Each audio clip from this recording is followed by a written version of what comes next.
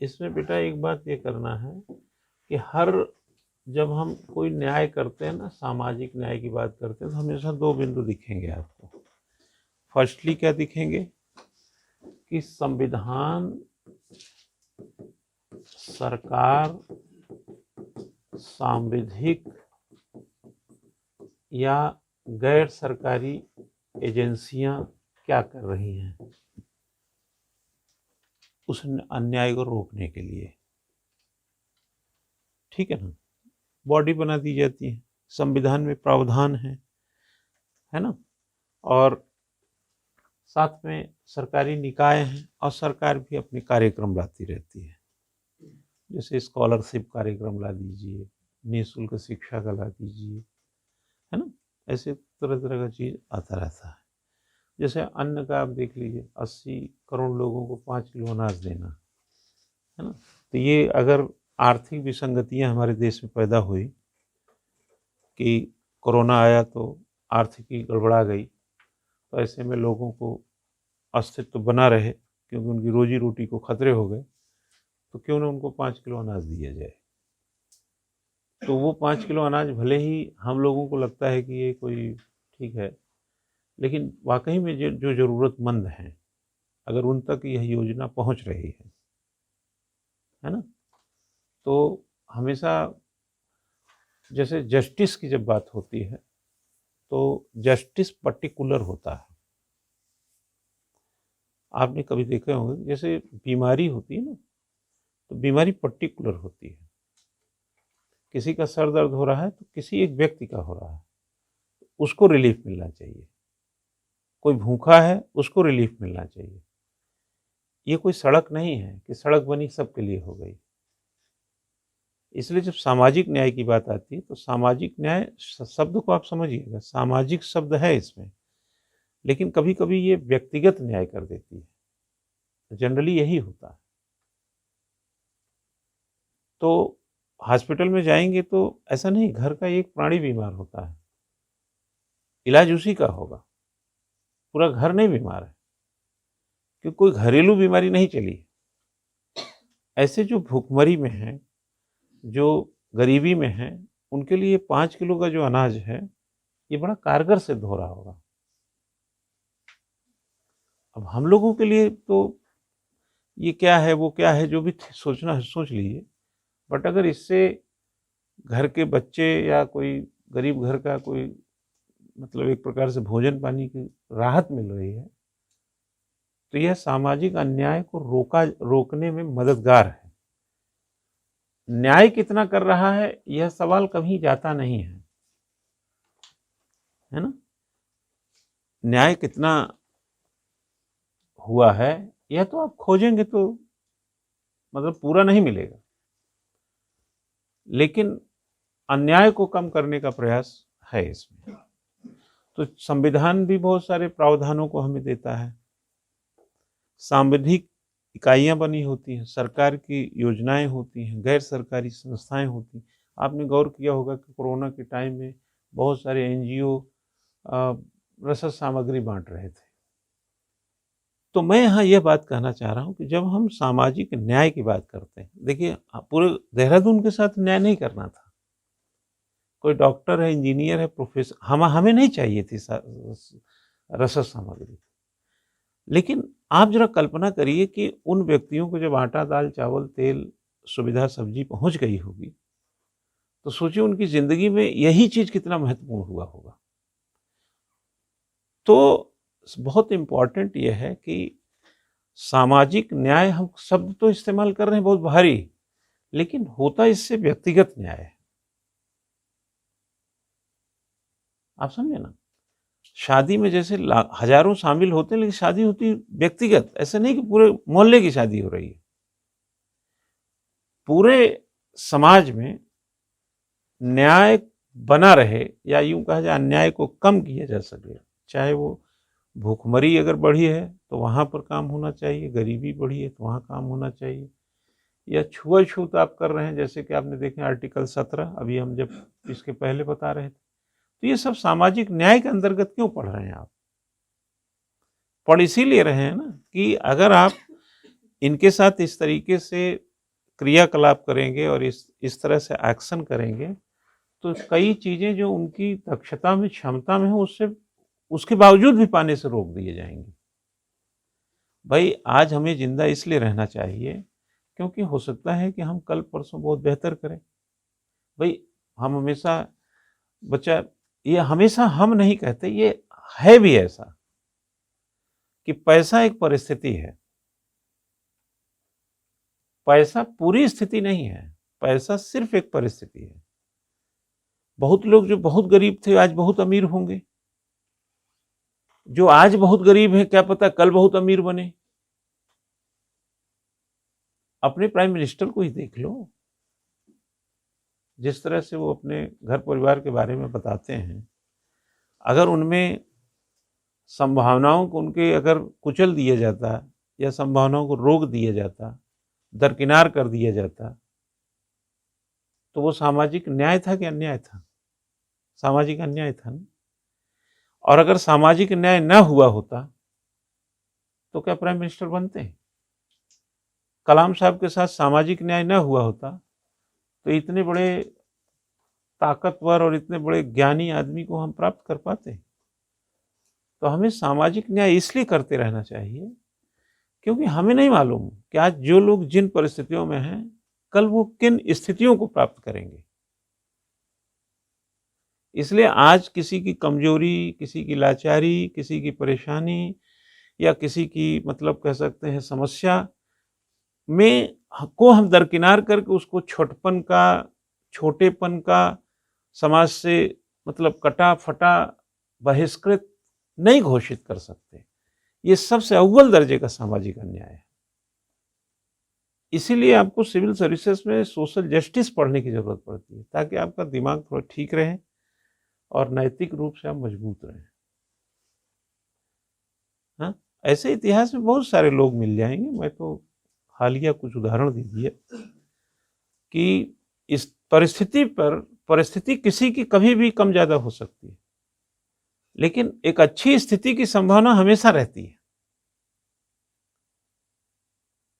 तो चाहे सरकारी संस्थाएं हो, संवैधानिक संस्थाएं हो, गैर सरकारी संस्थाएं हो या आम आदमी ही क्यों ना हो, है ना, अगर सामाजिक न्याय की दिशा में कम ज्यादा कदम रखता ही है।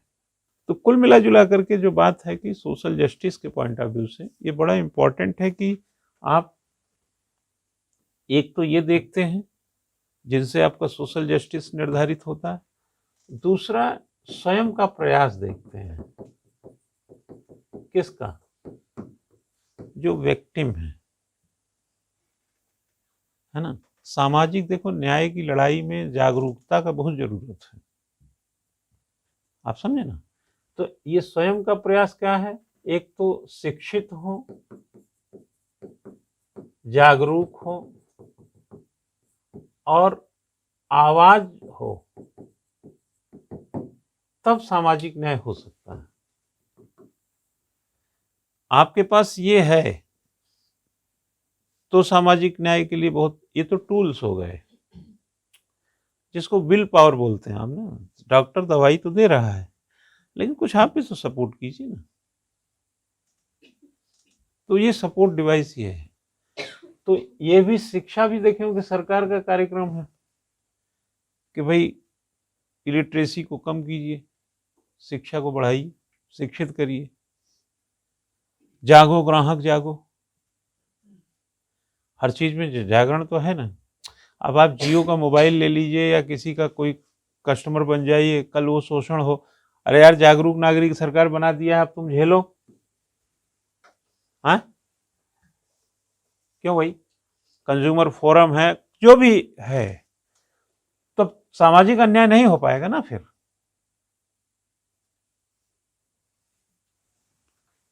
और स्वयं की आवाज चलो मान लिया नहीं है तो आजकल देखेंगे पीआईएल दाखिल हो जाती है,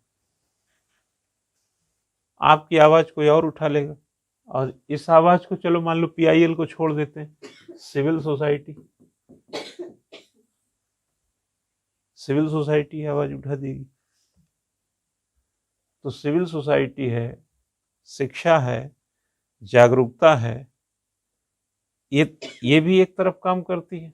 एक तरफ संविधान है, सरकार है, सांविधिक इकाइयां हैं, गैर सरकारी एजेंसियां हैं, वो भी मदद कर रही हैं।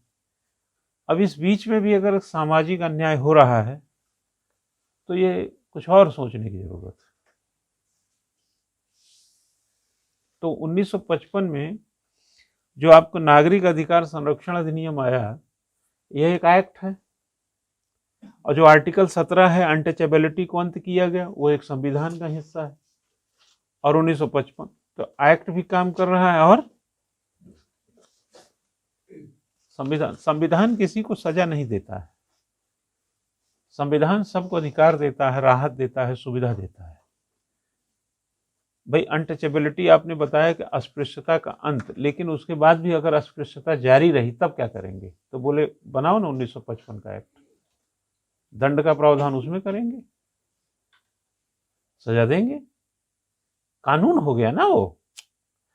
अरे यार, आर्टिकल 14 से 18 में फंडामेंटल राइट का पहला है राइट टू इक्वलिटी। आपने 14 में लिखा राइट टू इक्वलिटी, तो 17 में जब तक अस्पृश्यता का अंत नहीं कर राइट टू इक्वलिटी कैसे आएगा? 15 में आपने बोला जाति, लिंग, वंश, जन्म स्थान, फलाना ढिमका के आधार पर आप भेदभाव नहीं करेंगे। जब ये नहीं करेंगे तभी तो राइट टू इक्वलिटी होगी।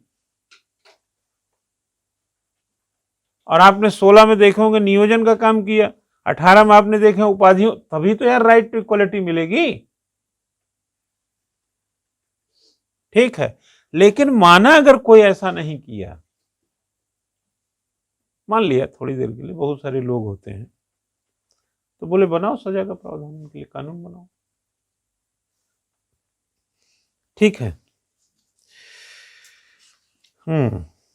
तो हेडिंग क्या बनाया था? लिखो नागरिक अधिकार संरक्षण अधिनियम 1955।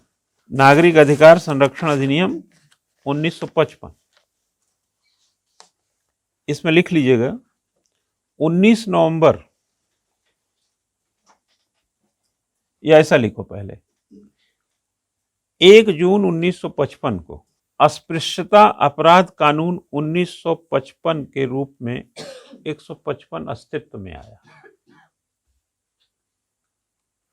1955 क्या लिखा? कानून 1955 अस्तित्व में आया। समझ गए ना? एग्जिस्टेंस उसका बोल रहे हैं। It come into force on 1 June 1955 as the Untouchability Offences Act 1955।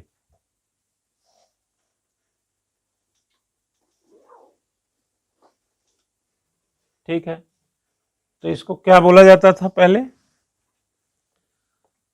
अस्पृश्यता अपराध कानून 1955। ठीक है, आगे लिखो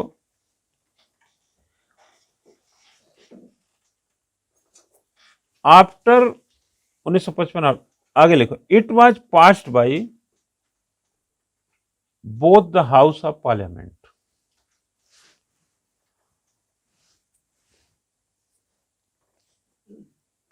आफ्टर शब्द लगा लेते तो ठीक ही था, है ना? दोनों सदनों के पारित होने के पश्चात। ठीक, दोनों सदनों के जब पारित होने के पश्चात इसका नाम क्या आया? अस्पृश्यता अपराध अधिनियम। ठीक, हेडिंग क्या लिखवाया हूं मैं? हेडिंग क्या लिखवाए हैं? हाँ, तो यहां तो कुछ और लिखवा दिए हैं, है ना? क्यों? समझ रहे हैं खेल? समझ रहे हैं? हाँ, खेलो इंडिया खेलो। अरे भाई, हमने नागरिक अधिकारों का संरक्षण अधिनियम 1955 लिखा है, और यहां बता रहे हैं कि 1 जून 1955 को अनटचेबिलिटी ऑफेंसेस एक्ट आया। आगे लिखो, समझ में आएगा। From November 1976। तुम्हारा नॉलेज बढ़ा रहे हैं, पहले समझा रहे हैं, फिर ये भी समझा रहे हैं कि तुमको नहीं आता है है ना? From November 1976 It is known as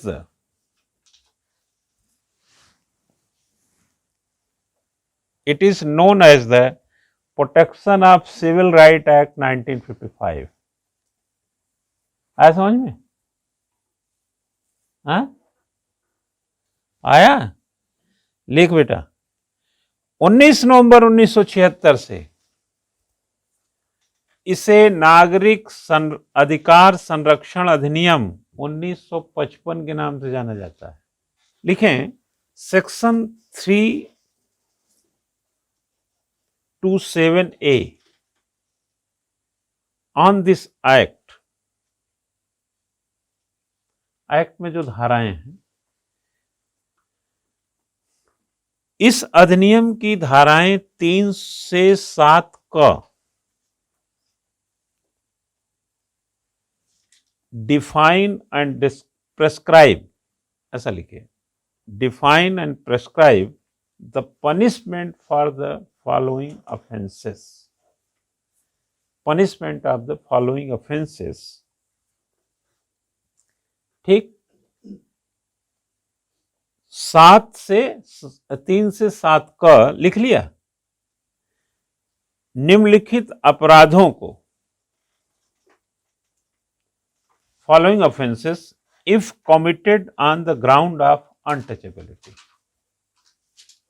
if committed on the ground of untouchability, निम्नलिखित अपराधों को यदि वे अस्पृश्यता के आधार पर किए गए हैं,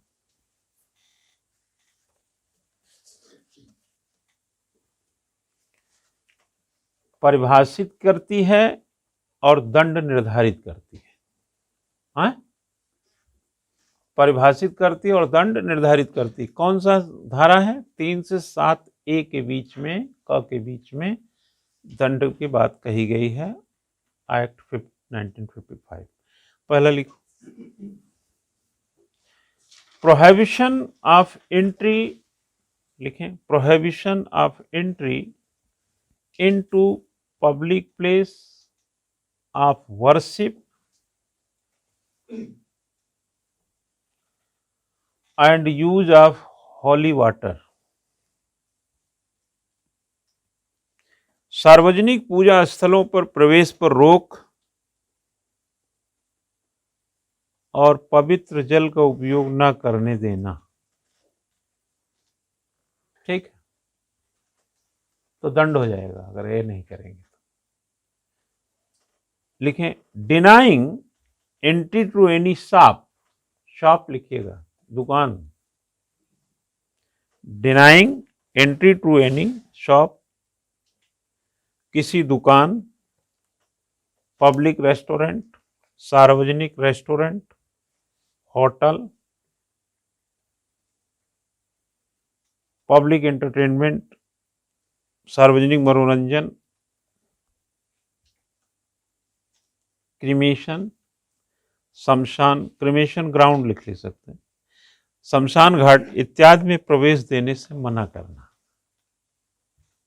ठीक है, लिख ले रहे हो? हाँ, अगर यहां सब पे रोका तो सजा हो जाएगी। आगे लिखो, denial of admission to any hospital, किसी अस्पताल, डिस्पेंसरी,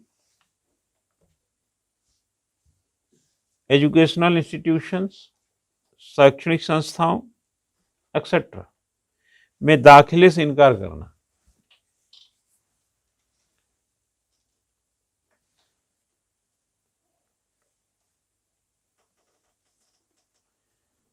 ठीक है,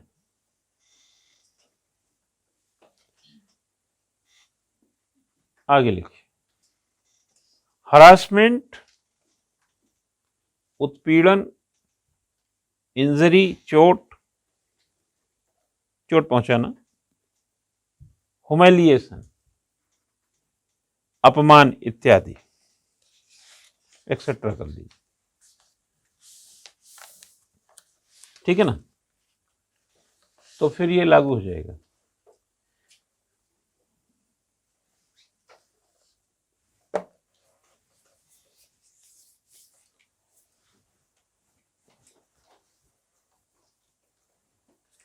इसके अलावा भी है, जैसे किसी को मृत जानवर उठाने, साफ सफाई करने के लिए आज मजबूर करना जो है, पर भी ऑफेंसेस लग जाएंगे।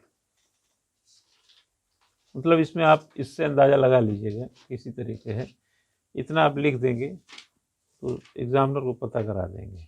इत्यादि आज तो लिखा ही है ना, ठीक है। एक हेडिंग बनाएंगे, लिखिए the scheduled caste unscheduled tribe, SC ST लिख लीजिए, अनुसूचित जाति तथा अनुसूचित जनजाति, ब्रैकेट में लिखो prevention of atrocities, prevention of atrocities, bracket में लिखना अत्याचार निवारण, अत्याचार निवारण एक्ट 2015, अधिनियम 2015।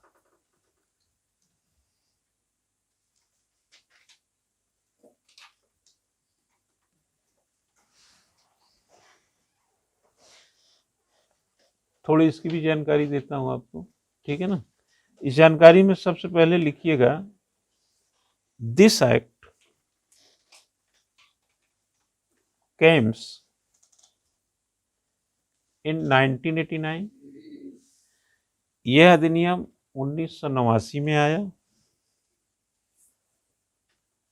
एंड इफेक्ट फ्रॉम 30 जनवरी 1990, और 30 जनवरी 1990 से प्रभावी हुआ।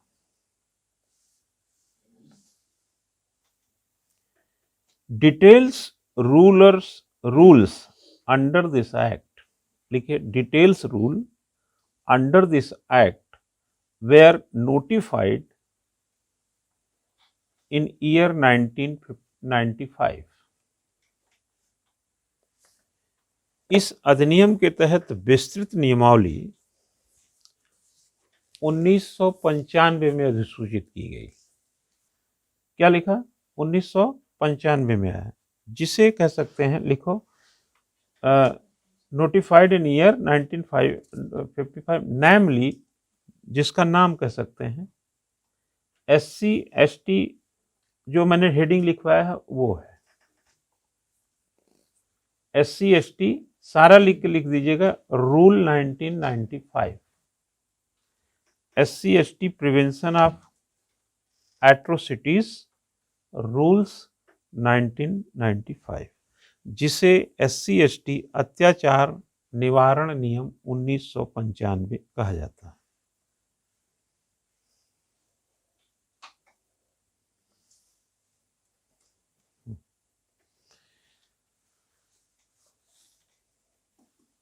लिखें, इसमें क्या है, जितनी बातें हैं वो तो हैं ही, जो समस्याएं हैं, साथ में और क्या है जरा लिख लीजिए। Which provide for relief and rehabilitation standards, इसमें पुनर्वास संबंधी या जिसमें पुनर्वास संबंधी मानकों का प्रावधान है। According to this amendment,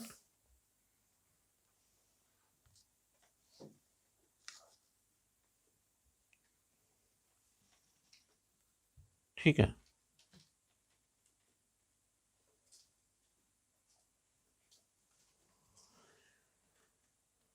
provides for more robust rule and laws, robust rules and laws against atrocities against SC and ST,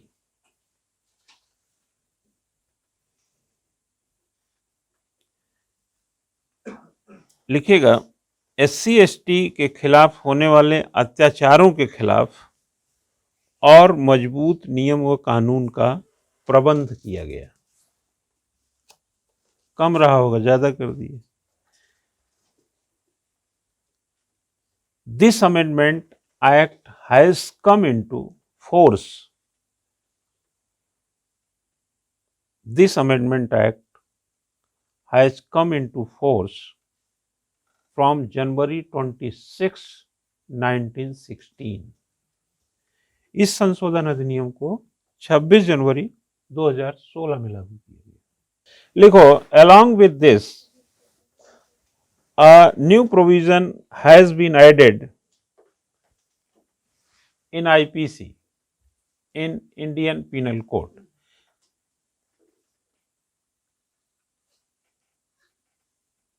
इसके साथ ही भारतीय दंड संहिता में नया प्रावधान जोड़ा गया।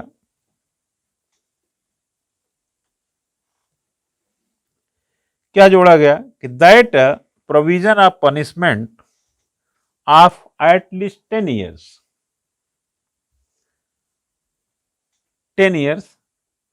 हैज बीन केप्ट, लिखिए has been kept,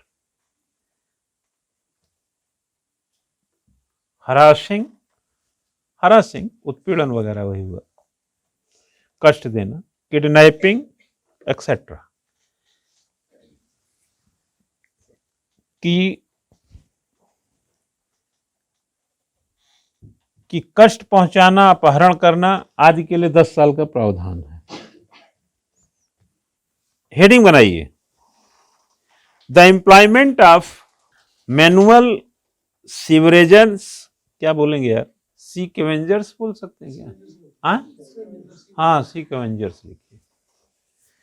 manual C कैवेंजर्स and construction, हाथ से मैला ढोने वालों का नियोजन और शुष्क शौचालय निर्माण, निषेध अधिनियम 1993। शुष्क, ड्राई लैटिन नेस्कल लॉ, प्रोहिबिशन एक्ट 1993। लिखो, 1993 आंध्र प्रदेश, लिखते जाइए, आंध्र प्रदेश, गोवा, कर्नाटक, महाराष्ट्र, आंध्र प्रदेश, गोवा, कर्नाटक, महाराष्ट्र, त्रिपुरा और Paschim Bengal was passing a regulation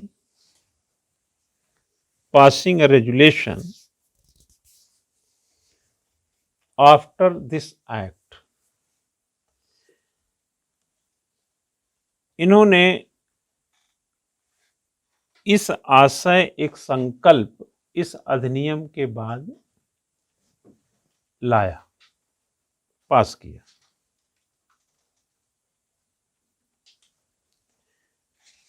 तो ये 6 हैं, 6 राज्य हुए, 6 लिखे हैं। हाँ, तो सबसे पहले बच्चा ये जो एक्टेड हुआ, मतलब लागू हुआ 26 जनवरी 1997 में, सबसे पहले यहाँ आया। लेकिन तो 26 जनवरी 1955 यहाँ आया 6 राज्यों में। एक प्रकार से धीरे धीरे फिर उसके बाद पूरे देश में फैला। अब यह चीज जो है नियोजन, मतलब मैला ढोने होने वाला जो केसेस था कि हाथ से मैला ढोने वाले नियोजन और शुष्क शौचालय, इसको रोक दिया गया। ठीक है, इसको रोका गया। टॉयलेट वगैरह बनाने की शुरुआत ज़्यादातर उस समय हुई, लेकिन बाद में देखे होंगे टॉयलेट की बड़ी क्रांति मची मोदी शासनकाल में, है ना। हाँ, एक इसी में एक दूसरा एक्ट लिखो, the prohibition of employment as manual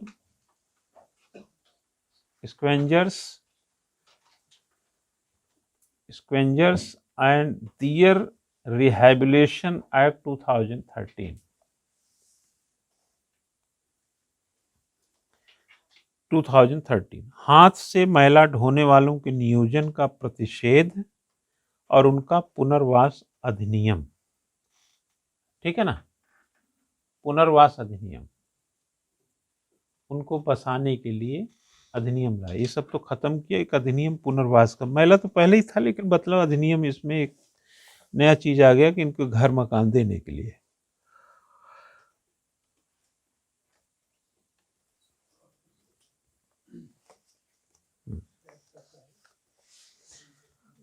देखो क्या होता है ना बच्चा, जैसे मैला ढोने का काम बंद कर देंगे तो रोजगार भी तो खत्म हो जाएगा इनका।